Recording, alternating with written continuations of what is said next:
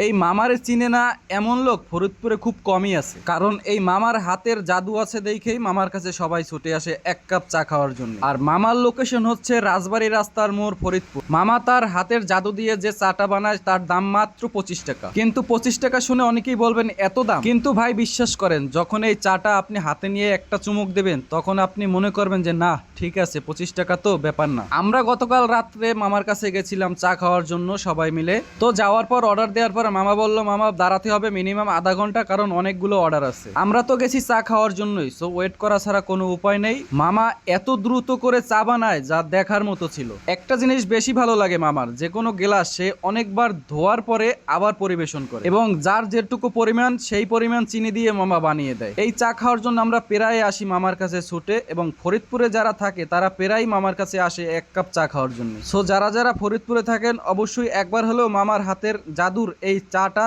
Test করে যাবেন। মামা অরিজিনাল গরুর দুধ দিয়ে চাটা বানিয়ে থাকে।